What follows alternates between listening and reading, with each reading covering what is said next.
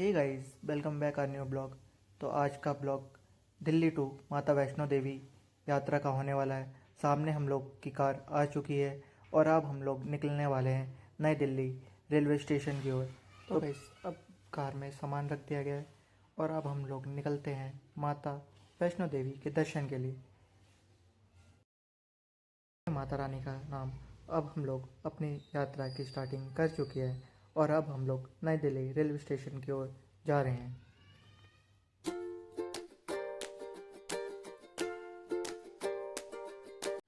तो अब गाइस, हम लोग नई दिल्ली रेलवे स्टेशन पे टाइम से पहले पहुंच चुके हैं। अब हम प्लेटफॉर्म पे जाएंगे और अपनी श्री माता वैष्णो देवी कटरा स्पेशल ट्रेन का वेट करेंगे। तो हम लोग अपने प्लेटफॉर्म पे आ चुके हैं। अब अपनी ट्रेन का वेट करते हैं। अब हम लोगों की train Shri Mata Vaishno Devi on time आ चुकी है। अब हम लोग अपने बर्थ के पास जाएंगे और श्री माता वैष्णो देवी की ओर अपनी यात्रा की शुरुआत करेंगे।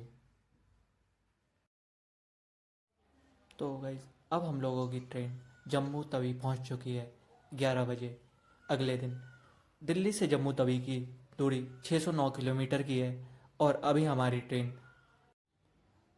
अब हम लोगों की ट्रेन जम्मू तवी से डिपार्चर हो चुकी है। जम्मू तवी का स्टेशन कोड है J80। जम्मू तवी से जम्मू रीजन की स्टार्टिंग होती है और इसके आगे आपको बहुत सारे माउंटेन्स, हिल्स एंड बहुत सारे सुंदर सुंदर व्यू एंड टनल्स देखने को मिलेगा। जम्मू तवी के बाद अब हमारी ट्रेन सीधा कटरा में जाके रुकेगी, जहाँ जम्मू तवी से थोड़ी आगे निकलते ही सब बाहर की ओर देखने लग गए, क्योंकि बाहर का व्यू बहुत अच्छा था। अब माउंटेन्स, पहाड़ और टनल्स आने स्टार्ट हो गए थे। देखिए, आपको भी हम दिखाते हैं।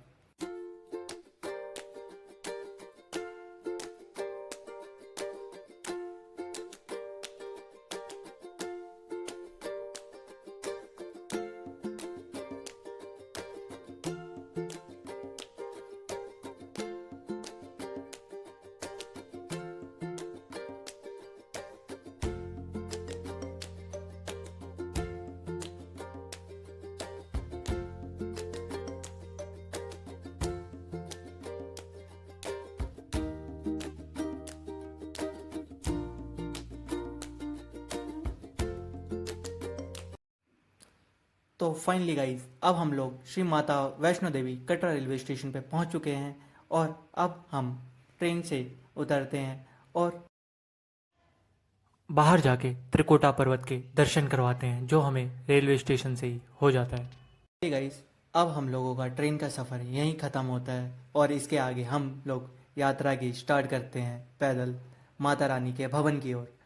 तो ये हमारी ट्रेन थी और ये स्टेशन बहुत सुंदर है। यहाँ पे पूरी तरह साफ़ सफाई का ध्यान रखा गया है। थोड़ा सा भी अब हम लोगों का ट्रेन का सफ़र यहीं ख़त्म होता है और अब हम लोग रेलवे स्टेशन से बाहर निकल रहे हैं। ये रेलवे स्टेशन बहुत ज़्यादा क्लीन है। यहाँ पे साफ़ सफाई का पूरा ध्यान दिया गया है।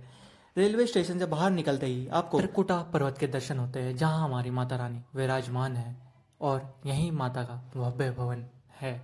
हम लोग रेलवे स्टेशन से बाहर आ चुके हैं और मेरे पीछे कटरा का रेलवे स्टेशन है और मेरे सामने बहुत सुंदर मनमोहक दृश्य है त्रिकुटा पर्वत का, जहाँ पे हमारी माता रानी विराजमान है और सामने हमारा फ्लैग है जो शान से लहरा रहा है। कटरा का रेलवे स्टेशन बहुत ज़्यादा क्लीन और सारे प्रॉपर डस्टबिन वगैरह लगे हुए हैं। यहाँ पे आपको कहीं भी किसी प्रकार का कोई गंदगी देखने को नहीं मिलेगा। और मेरे पीछे कटरा का रेलवे स्टेशन है। जो रेलवे स्टेशन से बाहर निकलते ही आपको त्रिकुटा पर्वत के दर्शन होते हैं, जहाँ पे त्रिकुटा पर्वत पे आपको अर्धकुंवारी के भी दर्शन होते हैं। अर्धकुंवारी में माता ने 9 महीने तपस्या की थी, जो कि त्रिकुटा पर्वत पे है। रेलवे स्टेशन से निकलते ही आप लोगों को RFID कार्ड के लिए बहुत सारे ऑफिस मिल जाएंगे। RFID कार्ड के बिना आप माता के दर्शन नहीं कर सकते हैं। इस RFID कार्ड बनाना बहुत ज़्यादा इम्पॉर्टेंट है माता के दर्शन के लिए। RFID कार्ड के बिना आप माता के दर्शन नहीं कर सकते। रेलवे स्टेशन से बाहर निकलते ही आपको ऑटो, टैक्सी सब मिल जाएगा। बाहर बहुत सारी ऑटोज लगी रहती है, जो कि आपको आपके होटल तक छोड़ देंगे और ऑटो के चार्जेस अलग अलग होते हैं, जो आप बात करके पता कर सकते हैं।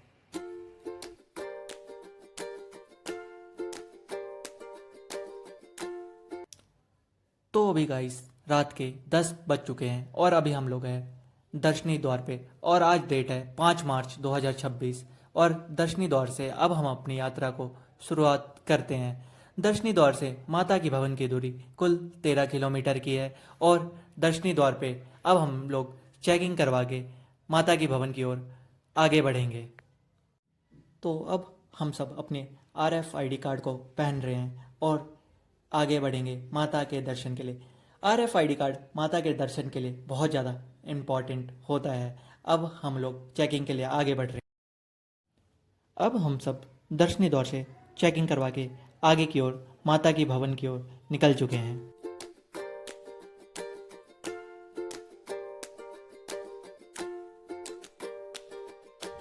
अब हमें माता के भवन तक की यात्रा में पहला मंदिर मिल चुका है और यहाँ सब लोग आशीर्वाद लेके अपनी यात्रा को आगे की ओर कंटिन्यू करते हैं। बोलो जय माता दी। तो अब गाइस यहाँ से दो रास्ते माता के भवन की ओर जाते हैं। ये नया रास्ता है और ये पुराना रास्ता है जिस पे घोड़े वोड़े सब चलते हैं और इस पे ज़्यादातर श्रद्धालु जा रहे हैं। तो अब हम लोग पुराने रास्ते से माता के भवन की ओर जा रहे हैं और मैं पीछे रह चुका हूँ, तो मैं भागते हुए अपनी फैमिली के पास पहुँचता हूँ। अब यहाँ पे सब लोग डंडे लेने के लिए रुक चुके हैं जो कि आपको यात्रा में बहुत हेल्प करता है। डंडे की प्राइस 20 से 30 रुपये होती है और अगर आप ये डंडा वापसी लाते हो तो ये आपको 10 रुपये वापसी करके ये डंडा ले लेते हैं। डंडा आपको यात्रा में बहुत ज़्यादा हेल्प करेगा, तो आप स्टार्टिंग में ही इन्हें अपने साथ ले ले जो कि आपकी ट्रैक को और ज़्यादा आसान बना सकता है। तो अब हम सब डंडा लेके अपनी यात्रा को फिर से कंटिन्यू कर रहे हैं और डंडे की प्राइस बहुत कम है, लेकिन आपको जिस शॉप से आपने डंडा लिया होता है उसी शॉप पे अगर आप डंडा लाके वापसी करते हो तो आपको 10 रुपये वापसी मिल जाते हैं।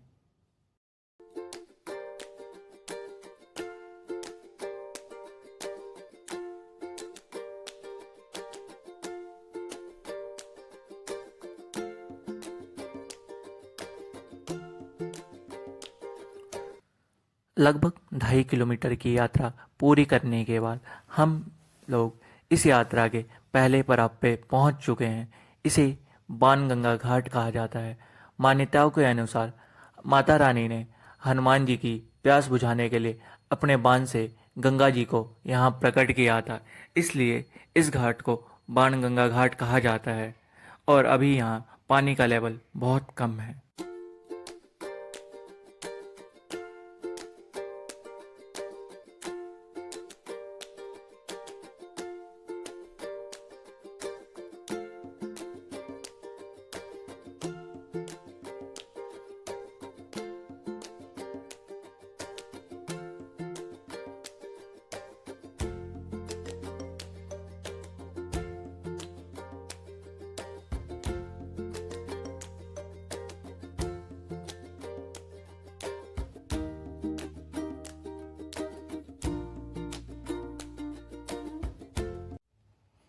अब हम लोग गाइस बाथिंग घाट पे पहुंच चुके हैं। यहाँ पे आप स्नान कर सकते हैं और यहाँ फ्री में आप मुंडन करवा सकते हैं।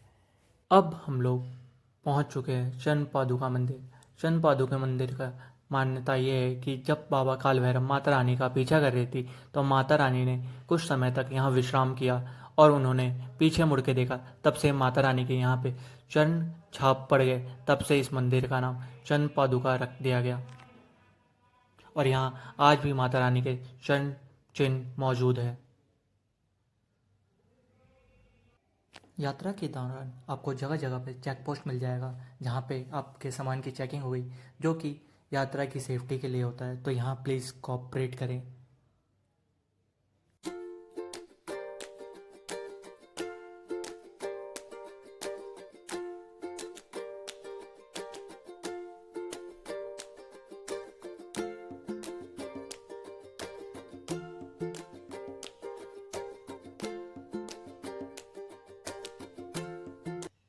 तो फाइनली गाइस हम लोग अर्धकुंवारी पहुंच चुके हैं। इस यात्रा का हम लोगों ने आधा पड़ाव पार कर लिया है और अब हम लोग अर्धकुंवारी मंदिर में आ चुके हैं। अर्धकुंवारी मंदिर पहुंचते ही आपको डिस्पेंसरी दिख जाएगा जिसका नाम मेडिकल यूनिट ऑफ अर्धकुंवारी है, जो कि श्राइन बोर्ड की ओर से चलाया जाता है। और सामने आपको अर्धकुंवारी मंदिर के दर्शन हो रहे होंगे, जहां हमारी माता रानी ने 9 महीने तपस्या की थी गुफा में। अभी रात के 1 बज चुके हैं और हम अभी है अर्धकुंवारी में।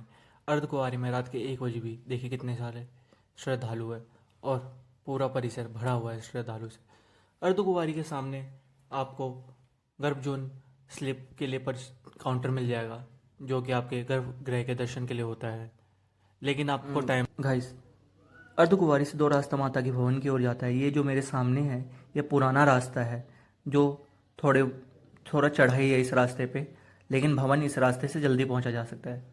और ये एक मेरे सामने है जो नया रास्ता है, इस पे थोड़ा सा चढ़ाई कम है और थोड़ा सा डिस्टेंस ज़्यादा है। ये रास्ता ज़्यादातर श्रद्धालु यूज़ करते हैं। ये दोनों रास्ता माता के भवन की ओर जाते हैं।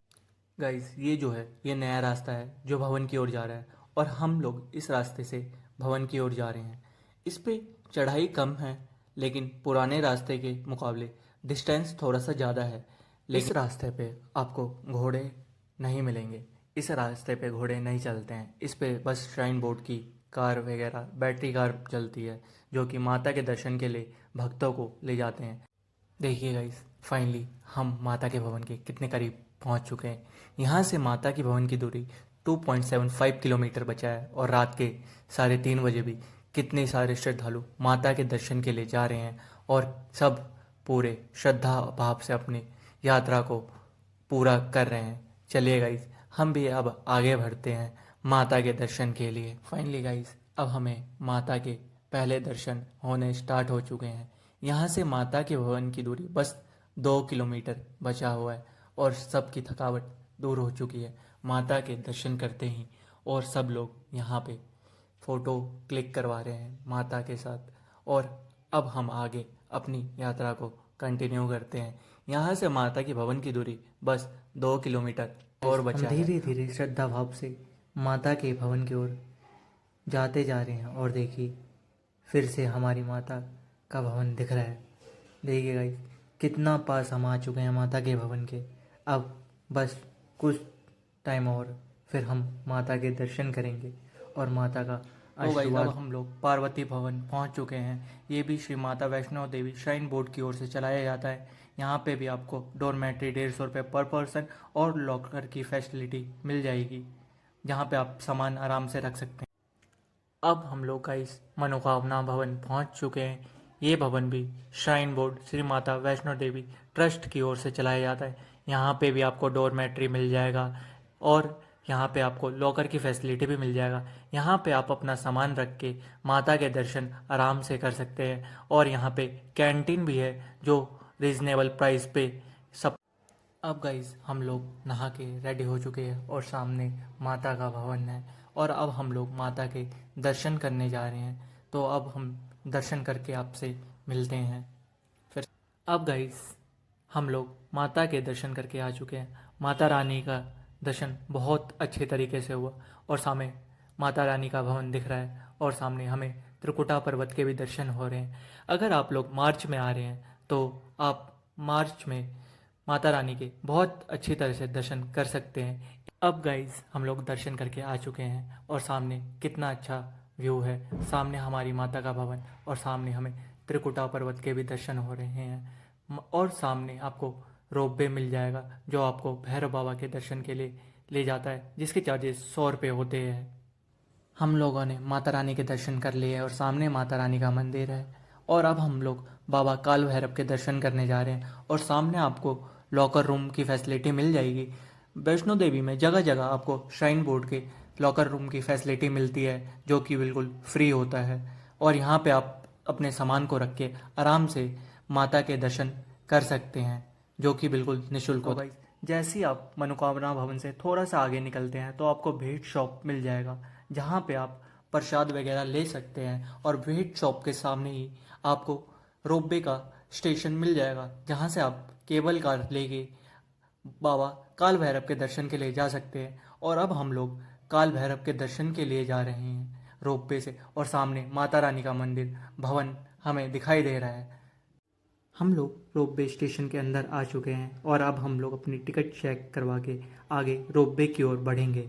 रोपवे की प्राइस 100 रुपये होती है, जिसमें आना जाना दोनों इंक्लूड होता है। आप पहले ही रोपवे की टिकट श्राइन बोर्ड से बुक कर सकते हैं, जो कि 100 रुपये का होता है।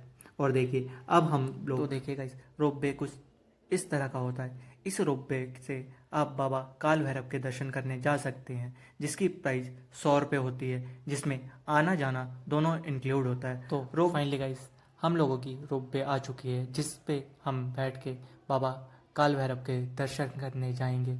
देखिए हमारे सामने रोपवे आ रहा है और इसमें से जो श्रद्धालु है वो निकलेंगे, फिर हम बैठ के बाबा काल भैरव के दर्शन करने जाएंगे। देखिए गाइस अब हम लोग वो रोपवे पे आ चुके हैं और अब हम लोग भैरव बाबा की ओर जा रहे हैं। देखिए कितने सारे श्रद्धालु अपने नंबर का इंतज़ार कर रहे हैं और रोपवे चल चुका है। देखिए रोपवे से त्रिकुट पर्वत पे माता रानी का भव्य भवन कितना सुंदर लग रहा है। माता रानी त्रिकुट पर्वत पे विराजमान है और यहाँ कितने सारे श्रद्धालु रोपवे में हैं, जो भैरव बाबा के दर्शन के लिए जा रहे हैं। और माता रानी का भवन कितनी अच्छी वादियों में है, त्रिकुट पर्वत के बीच में, जहाँ हमारी माता रानी विराजमान है।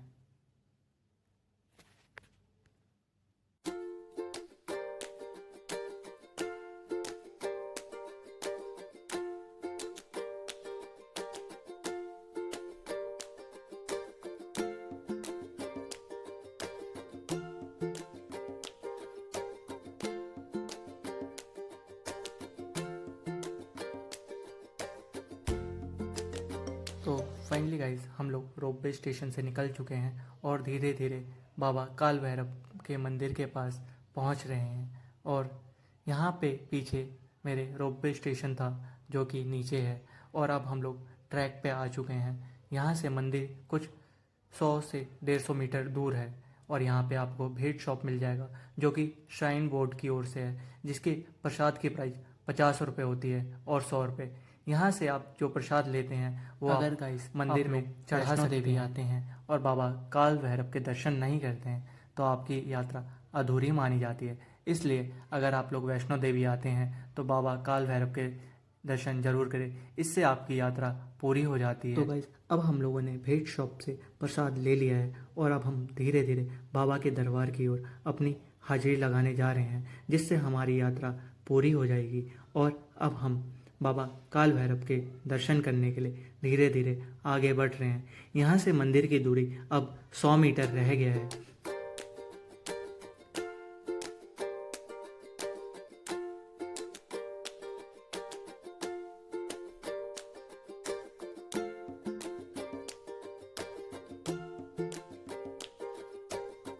अब गाइस हम लोग लाइन में लग के बाबा के दर्शन करने जा रहे हैं और इसके आगे कैमरा अलाउ नहीं है, तो मैं आपको आगे की फुटेज नहीं दिखा सकता।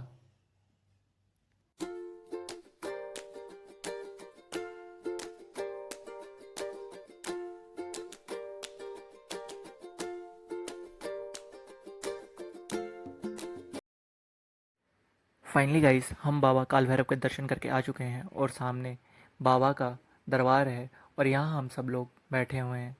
और यहाँ देखे त्रिकुटा पर्वत के नज़ारे क्या मस्त लग रहे हैं। बाबा के दरबार से त्रिकुटा पर्वत बहुत सुंदर लग रहा है यहाँ से।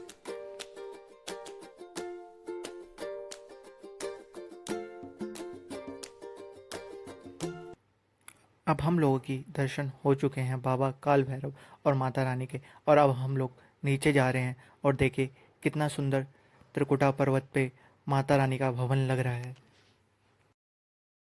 कितनी सुंदर वादियों में हमारी माता रानी विराजमान है त्रिकुटा पर्वत पर। तो अब हम लोग सीढ़ियों का इस्तेमाल करके धीरे धीरे अपनी यात्रा को समाप्त कर रहे हैं और सब लोग नीचे उतरते जा रहे हैं। कटरा की ओर हम लोग धीरे धीरे बढ़ते जा रहे हैं। और